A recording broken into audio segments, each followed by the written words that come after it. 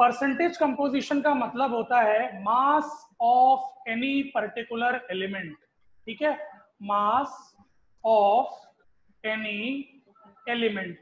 जब मैं उस पर्टिकुलर एलिमेंट का मास टोटल कंपाउंड में निकालता हूं, वो भी परसेंटेज में, ठीक है।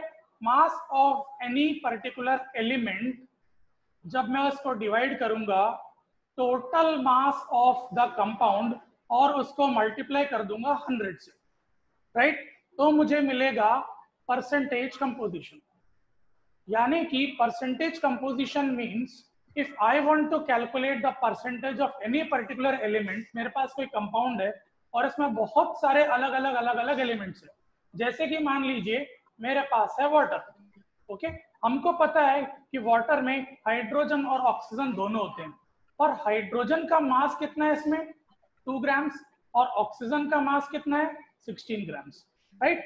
अब आप ये देखो कि अगर मैं इसको परसेंटेज ऑफ हाइड्रोजन निकालना चाहूं तो कैसे निकालूंगा। परसेंटेज ऑफ हाइड्रोजन निकालने के लिए मेरे पास फॉर्मूला है mass of hydrogen divided by mass of compound. अब कंपाउंड क्या हमारे पास जो कंपाउंड है दैट इज वाटर, ओके। अब परसेंटेज में करना है तो इंटू 100 कर दो। तो जब मैं इसको कैलकुलेट करूंगा तो मेरे को 2 divided by mass of water कितना होता है 18 इंटू 100, तो ये जो मेरा निकलेगा percentage that is called as percentage composition of hydrogen, right. Similarly मेरे पास एक तरीका और भी है, सिमिलरली मैं डायरेक्टली जाके आपका ऑक्सीजन का परसेंटेज भी निकाल सकता हूं। तो परसेंटेज ऑफ ऑक्सीजन कैसा होगा, मास of oxygen divided by mass of that particular compound, okay, multiplied by 100। तो what is the mass of oxygen, हमारे पास मास ऑफ ऑक्सीजन कितना है, यहाँ पे हमारे पास मास ऑफ ऑक्सीजन है 16, राइट। हमारे पास मास ऑफ ऑक्सीजन कितना है कितना दिया हुआ है यहाँ पे 16, तो 16 डिवाइडेड बाय 18 इंटू 100, यानी कि almost all 800 by 9 percentage, right. तो परसेंटेज कंपोजिशन अगर आपको कोई भी पूछे तो आप उनको डेफिनेशन में एक ही पॉइंट बोल सकते हैं। यहाँ मैं आपको डेफिनेशन लिखवा देता हूँ, ओके। डेफिनेशन इज द मास, या रेशियो बोल सकते हो आप, सीधा सीधा है, ठीक है। The mass of an element in the compound in terms of किनके terms of, in terms of percentage, in terms of percentage, right. So this is percentage composition, you need to remember, right. इसमें किसी को किसी भी प्रकार का कोई doubt हुआ, इसमें आप लोग अनम्यूट करके मुझसे बात कर सकते हो, मैंने रिकॉर्डिंग स्टॉप कर दी है। क्या इसमें किसी को किसी भी प्रकार का डाउट हुआ? No sir. पक्का?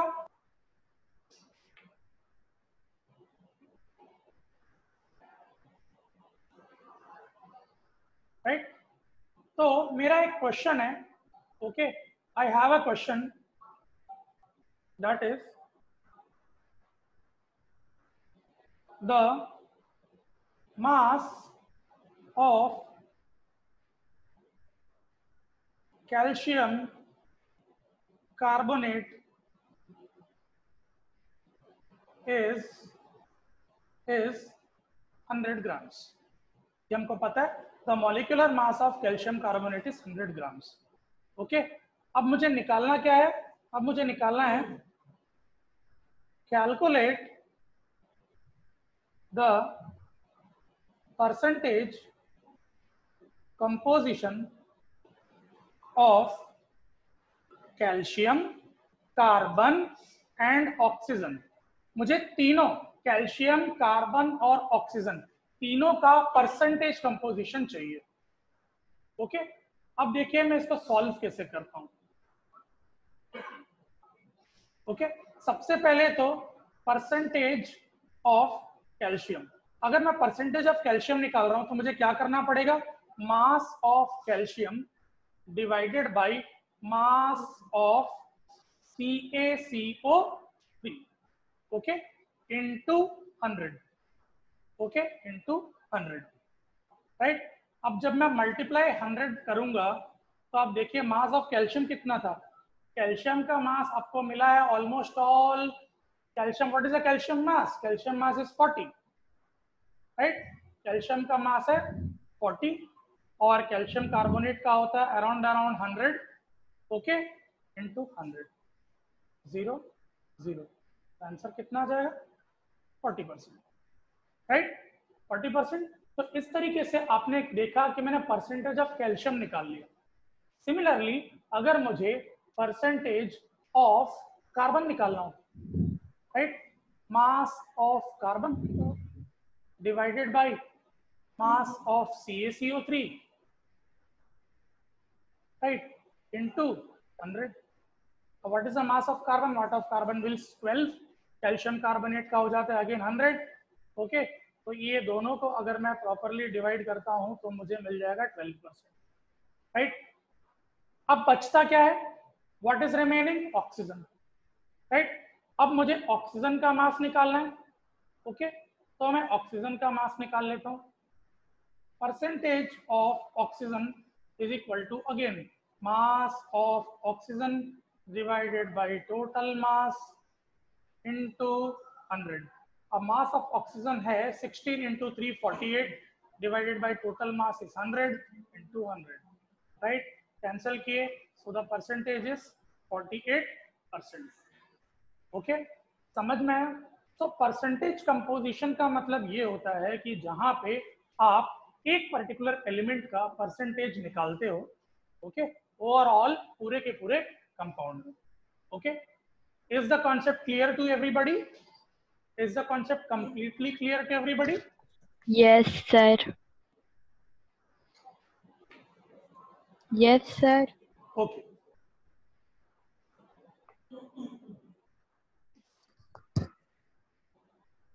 Right? तो ये हुआ आपका टॉपिक परसेंटेज कंपोजिशन, राइट। अब आता है आपका next topic, that is stoichiometry.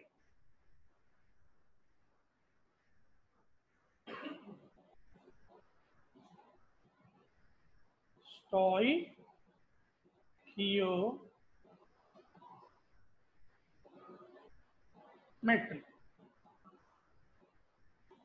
okay, let us begin this. Now the next topic is very important topic, that is stoichiometry. Stoichiometry एक बहुत ही important topic है in the perspective of NEET oblique JEE। NEET और JEE के perspective में stoichiometry एक बहुत ही important topic है। और stoichiometric में हमें कुछ नहीं, हमें यूनिटरी मेथड लगाना पड़ता है, ठीक है। तो कैसे यूनिटरी मेथड का इस्तेमाल किया जाता है मैं आपको बताता हूँ, ठीक है। मैं आपको एग्जैक्ट बताता हूँ स्टोइकियोमेट्री होता क्या है, ठीक है। सबसे पहले तो मैं आपको ये बता रहा हूँ स्टोइकियोमेट्री एक branch of chemistry, okay. Stoichiometry is a branch of chemistry, okay, which deals with balancing of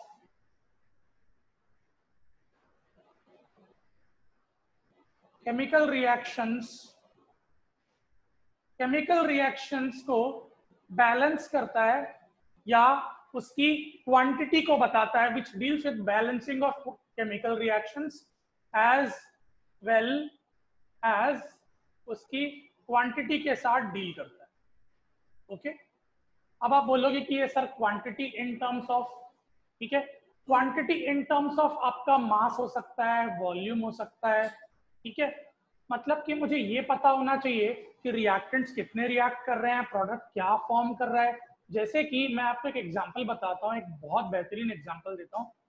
H2 react करेगा क्लोरीन के साथ और फॉर्म करेगा 2HCl। ये रिएक्शन तो आपको पता है। अगर मैं मास की बात करूं तो H2 का मास हो जाएगा 2 ग्राम्स। Cl2, एक क्लोरीन का मास होता है 35.5, तो उस हिसाब से दो क्लोरीन का मास कितना हो जाएगा? दो क्लोरीन का मास हो जाएगा 71 ग्राम्स। ओके, उस हिसाब से अगर देखा जाए तो HCl का मास होता है 73 ग्राम्स। क्यों 73? 71 और 2 को हम प्लस करेंगे। हमने ऑलरेडी पढ़ा हुआ है law of conservation of mass कि जब भी हम दोनों रिएक्टेंट को प्लस करते हैं तो उतना प्रोडक्ट का मास आता है। ठीक है, तो अब मैं ये बोल सकता हूं, अब मैं इसमें क्या क्या बोल सकता हूं, देखो 2 grams of hydrogen reacts with 71 grams of chlorine to produce 73 grams of HCl, right? ये मैं एक स्टेटमेंट दे सकता हूं। मैं इसी स्टेटमेंट को उल्टा भी दे सकता हूं। ठीक है, इस स्टेटमेंट को उल्टा का मतलब ये है कि इस स्टेटमेंट को मैं ये भी लिख सकता हूं, to produce 73 grams of HCl, 71 grams of chlorine reacts with 2 grams of hydrogen, right? 2 grams of hydrogen. अब प्रॉब्लम ये आता है कि पूछना क्या चाह रहे हैं। सपोज मैंने किसी एक की क्वांटिटी चेंज कर दी। ओके, मैं जानना चाहता हूं कि 1 ग्राम हाइड्रोजन है यहाँ पे। ओके, 1 ग्राम हाइड्रोजन है तो वो कितने ग्राम क्लोरीन के साथ रिएक्ट करेगा और कितने ग्राम HCl को प्रोड्यूस करेगा। अगर ऐसा क्वेश्चन आता है मेरे पास कभी भी जिसमें मुझे एक पर्टिकुलर चीज का मास दे दिया गया है, जैसे 1 ग्राम हाइड्रोजन दे दिया गया है पर कितना ग्राम क्लोरीन, तो हमें एक चीज पता होना चाहिए कि 2 ग्राम हाइड्रोजन के लिए अगर 71 ग्राम क्लोरीन लगता है तो 1 ग्राम हाइड्रोजन के लिए कितना लगेगा? 71/2, that is 35.5 grams of chlorine, right? इसी प्रकार से अगर क्वेश्चन कभी ऐसा पूछता है कि 2 ग्राम्स ऑफ हाइड्रोजन अगर 73 ग्राम्स HCl प्रोड्यूस करते हैं तो 4 ग्राम्स हाइड्रोजन कितना HCl प्रोवाइड करेंगे? तो 2 ग्राम का अगर 73 है तो 4 ग्राम का क्या होगा? 73 डिवाइडेड बाई 2 इंटू 4, तो 2 1 jar 2 2 jar 73 into 2, that is 146 grams of HCl। मतलब क्या है? कोई चीज अगर घट रहा है तो दूसरा भी घटेगा, कोई चीज अगर बढ़ रहा है तो दूसरा चीज भी बढ़ेगा। इसी को हम यूनिटरी मेथड, मैथमेटिक्स में यूनिटरी मेथड बोलते हैं। This is called as unitary method. Okay, तो ये है आपका स्टोइकियोमेट्री, जहां पे आप देख सकते हो कि प्रोपोर्शन सेम है। अगर 2 ग्राम है तभी वो 71 ग्राम के साथ रिएक्ट करेगा, और अगर 1 ग्राम है तो ये आधा हो गया, तो क्लोरीन को भी आधा ही होना होगा क्योंकि वो आधे क्लोरीन के साथ ही रिएक्ट करेगा, तो जो प्रोड्यूस होगा HCl वो भी आधा ही होगा, राइट? तो इस तरीके से आपका स्टोइकियोमेट्री होता है। ठीक है, मैं आपको इसमें एक एग्जांपल या एक क्वेश्चन के तहत बताना चाहूंगा कि कैसे ये होता है। I will give you a question, right? मेरे पास एक क्वेश्चन है, 50 grams of N2, 50 grams of nitrogen and 10 grams of H2 are mixed to produce ammonia. Now मेरे को करना क्या है? I need to calculate the ammonia formed, NH3 formed, right? ये मुझे फॉर्म करना है, कोई दिक्कत नहीं। तो सबसे पहले मुझे डायरेक्टली नाइट्रोजन और हाइड्रोजन का रिएक्शन दिया है, मुझे ये नहीं बोला है कि रिएक्शन क्या है। तो सबसे पहले आपको एक चीज समझना होगा कि नाइट्रोजन और हाइड्रोजन का रिएक्शन आपको खुद लिखना होगा। तो nitrogen generally reacts with hydrogen to give you ammonia, that is NH3, 3.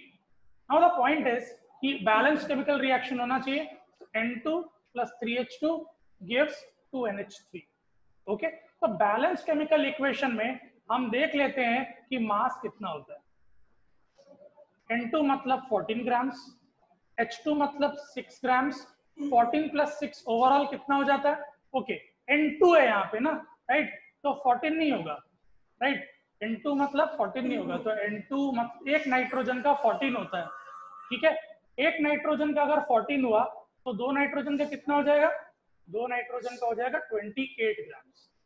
ठीक है, और हाइड्रोजन का हो जाएगा 6 ग्राम्स. अब मैं 28 और 6 को प्लस करूंगा तो मुझे क्या मिलेगा, 34 ग्राम्स. ये है बेसिक्स. ठीक है, ये है बैलेंस केमिकल इक्वेशन के हिसाब से मैंने मास लिखा. पर आपको क्वेश्चन में क्या दिया है, 50 grams of nitrogen and 10 grams of hydrogen. ठीक है, तो सबसे पहले हम देख लेते हैं, अगर ये 10 ग्राम्स ऑफ हाइड्रोजन होता, ठीक है, 10 ग्राम्स ऑफ हाइड्रोजन होता, तो इसको कितने ग्राम्स नाइट्रोजन के साथ रिएक्ट करना पड़ता. ओके, तो देखिए यूनिटरी मेथड अगेन, कि 6 ग्राम्स नाइट्रोजन के लिए आपको, सॉरी 6 ग्राम्स हाइड्रोजन के लिए आपको 28 ग्राम्स नाइट्रोजन लग गया, राइट. उस हिसाब से अगर 10 ग्राम्स हाइड्रोजन की बात किया जाए तो 28 डिवाइडेड बाई 6 इंटू 10 हो जाएगा. 28 डिवाइडेड बाई 6 मतलब कि जब मैं इसको डिवाइड करूंगा ये हो जाएगा 3, 140 बाई 3. ठीक है, 140 बाई 3 ग्राम्स ऑफ नाइट्रोजन होगा. ठीक है, अब 140 बाई 3 मतलब इसको अपन पॉइंट में अगर कन्वर्ट करते हैं तो अराउंड 46.66 ग्राम्स ऑफ नाइट्रोजन आता है. ठीक है, लेकिन इसने बोला है कि 50 ग्राम्स ऑफ नाइट्रोजन रिएक्ट कर रहा है. तो आपको एक चीज तो पता चल गया, क्या पता चला कि 10 ग्राम्स अगर रिएक्ट करेगा तो उसको 46.66 ग्राम्स नाइट्रोजन की जरूरत है. तो अमोनिया कैसा फॉर्म होगा, अमोनिया आप N2 और H2 को प्लस कर दीजिए तो हो जाएगा 56.66 ग्राम्स अमोनिया. ये है अमोनिया का फॉर्मेशन, राइट. तो अमोनिया फॉर्मेशन हमको इजीली मिल गया. ओके, अब आपका एक पर्टिकुलर क्वेश्चन मुझसे ये हो सकता है कि सर आपने तो कहा था कि 50 ग्राम्स ऑफ नाइट्रोजन पर आप बोल रहे हैं कि 46 ग्राम ही रिएक्ट हुआ है, राइट. तो बचा रिमेनिंग क्या है. अगर मैं रिमेनिंग की बात करूं तो almost all 3.33 grams of nitrogen remaining हो गया है. ठीक है, तो कभी कभार एक पर्टिकुलर रिएक्शन में ऐसा हो सकता है कि यहाँ पे जैसे हाइड्रोजन पूरा का पूरा रिएक्ट हो गया पर नाइट्रोजन यहाँ पे रिमेनिंग हो गया, राइट. तो ऐसे केसेस में जब आप देखते हो कि एक पूरा का पूरा रिजॉल्व हो गया या रिएक्ट हो गया और दूसरा रिमेनिंग हो गया, तो जो पूरा का पूरा रिजॉल्व हो गया उसको हम बोलेंगे लिमिटिंग रीएजेंट. याद रखना, ठीक है, लिमिटिंग रीएजेंट मतलब कि जो कंप्लीटली रिएक्ट हो गया वो आपका लिमिटिंग रीएजेंट कहलाएगा, और जो बच गया, जो रिमेनिंग हो गया, उसको बोलेंगे एक्सेस रीएजेंट. यहां तक किसी को किसी भी प्रकार का doubt? Yes. So now we will study in detail about limiting reagent. ठीक है, अब हम लिमिटिंग रिएजेंट के बारे में डिटेल में पढ़ने वाले हैं.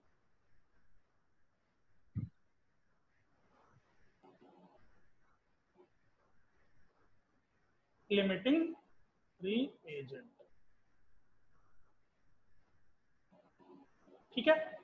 अब मैं आपको सबसे पहले लिमिटिंग रिएजेंट का डेफिनेशन बताता हूं.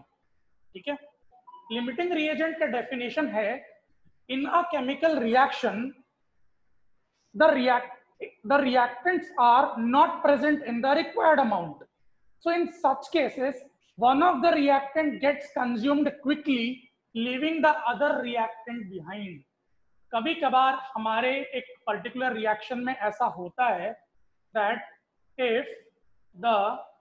if the reactants are not present, if the reactants are not present in the required amount, मतलब जितना रिक्वायर्ड अमाउंट में प्रेजेंट होना चाहिए था उतना रिक्वायर्ड अमाउंट में प्रेजेंट नहीं है, ठीक है। तो one of the reactants gets consumed quickly. One of the reactants consumed quickly, yes, leaving behind the other. Okay,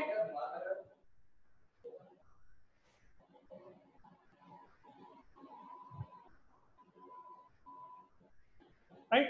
अब जो पर्टिकुलर रिएक्टेंट आपका कंज्यूम्ड क्विकली हो गया है that particular is called as limiting reagent, ठीक है। और ये जो लीविंग बिहाइंड की अदर की बात कर रहे हैं that is called as excess reagent. Okay, so आपको कभी भी अगर पूछता है what is exactly limiting reagent, so the reactant which gets consumed limits the amount of product and is called as the limiting reagent. मैं एक बार और बोल रहा हूं, ध्यान से सुनिए। The reactant which gets consumed in a chemical reaction and limits the amount of product formed is called as limiting reagent, and the reactant which is left over, and the reactant which is left over, इसको हम क्या बोलेंगे, इसको बोलेंगे left over क्योंकि ये बच गया है, okay, is called as excess reagent, right. जैसे कि मैं आपको फिर से एक एग्जांपल देता हूं, ध्यान दीजिएगा, ओके। माय एग्जांपल इज, जैसे कि ये नाइट्रोजन है N2, ये रिएक्ट कर रहा है 3H2 के साथ and is giving you 2NH3। अब एक चीज देखिए कि यहाँ पे कायदे से देखा जाए तो N2 का मास होना चाहिए 28 ग्राम्स, ठीक है, H2 का मास होना चाहिए 6 ग्राम्स, उस हिसाब से ये होना चाहिए 34 ग्राम्स, राइट। बट मान के चलिए कि ये जो है अवेलेबिलिटी दिस इज 3 ग्राम्स, मान के चलते हैं दिस इज 3 ग्राम्स है, राइट। और हमारे पास इसका जो वेट है दैट इज 20 ग्राम्स, ओके। मेरे पास नाइट्रोजन का वेट है 20 ग्राम्स, तो मैं सबसे पहले देखूंगा कि 3 ग्राम्स हाइड्रोजन है, 20 ग्राम्स नाइट्रोजन है। तो हमें सबसे पहले पता लगाना होता है कि कोई पर्टिकुलर रिएक्शन में लिमिटिंग रिएजेंट है तो कौन सा है, राइट। तो रैंडमली कुछ भी उठाओ आप, ओके। अब मैं क्या कर रहा हूं, क्योंकि 6 और 3 मुझे थोड़ा सा प्रोपोर्शनल मिल रहा है, तो मैं क्या कर रहा हूं, 6 ग्राम्स में अगर 28 ग्राम्स नाइट्रोजन मिलता है तो 3 ग्राम्स में उस हिसाब से 28 डिवाइडेड बाय 6 इंटू 3 मिलेगा, तो 1 ज़र 2 ज़र that is 14 grams of nitrogen react होना चाहिए। तो ये 14 ग्राम्स ऑफ नाइट्रोजन के साथ रिएक्ट करेगा, ठीक है। तो जो अमोनिया फॉर्म होगा वो 14 ग्राम ऑफ नाइट्रोजन और 3 ग्राम ऑफ हाइड्रोजन दोनों मिला के 17 ग्राम्स ऑफ अमोनिया फॉर्म करेगा। और आप एक चीज देखिए, यहाँ पे एक चीज आपको इंपॉर्टेंटली नोट करना है कि आपका जो वेट है यहाँ पे, okay, the weight is 20 grams, okay. जो कंज्यूम हुआ है दैट इज कितना, 14 grams have been consumed, okay. If 14 grams is consumed, that means 6 grams of the particular nitrogen is left over, और अगर 6 ग्राम अगर लेफ्ट ओवर है तो इस हिसाब से अगर देखा जाए तो nitrogen is your access reagent and hydrogen is your limiting reagent,